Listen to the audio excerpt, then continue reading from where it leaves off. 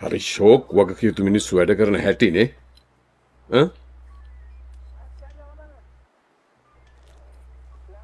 කොහොනික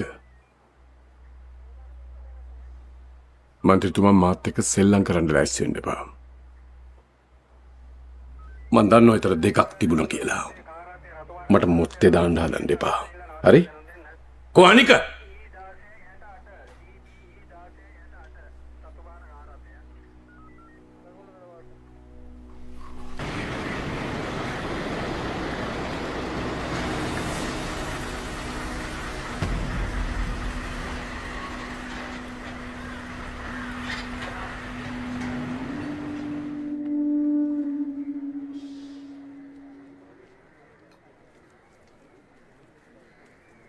රියානියක් කළා මල්ලි ඇවිල්ලා ඉන්නේ අප දෙන්න තල්ලිත් තරන් ඈ අප්පට උඩ හාමුදුරු ඔව් පොරට මල පැනලා ඉන්නේ මොකද්ද ඉන්නේ කියලා කිව්වේ නෑ පොර වැඩනේ අයියා නෝන්ඩිනේ පොඩි නිදන් සීන්නක් මාටුණා කියලා තියෙනවා අරවා නිදන් බඩේ ඉඳන් පත්තරේ ගියත් ඒ විදිය ඉතින් බං හොරකමට වැඩි නිදන් කරන්න එක නම්බුයිද බං හොරකම් කරන්නේ කැතයිනේ අයියා අපි ගැන මුකුත් දන්නේ නිදන් නම් ඉතින් අපිටත් අයිතිනේ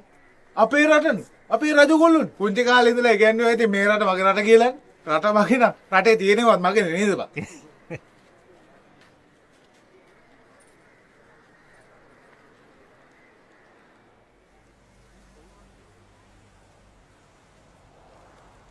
අක්කර දෙකමාරක් වැඩ කරගන්න තියෙනවනම් Tamanට කියලා වැටිලා ඉන්න තැනක් තියෙනවනම් ගෙදර ඇහැට කන්ට පේන ගෑණියෙකුයි අහිංසක දරුවෙකුයි ඉන්නවනම් මොන කෙහෙල් මලකටද නිදන් හාරන්න යන්නේ බලනවාකෝ අර තමුන්ගේ දරුවා කොහොමද රටට සමාජයට මූණ දෙන්නේ කියලා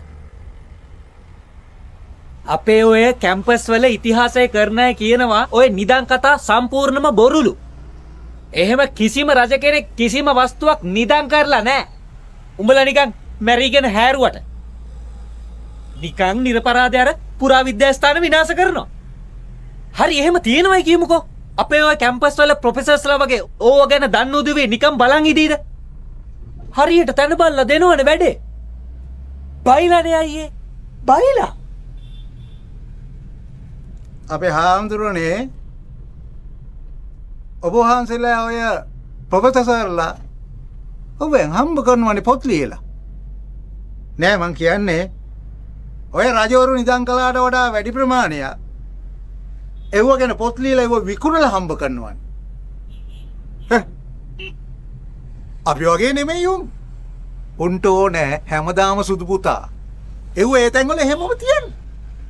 මොකද ඒව ඒ තැන්වල තියෙන තාක්කල් අපේ හාමුදුරන්ගේ ඒ ප්‍රොෆෙසර්ලට ගාන එනවා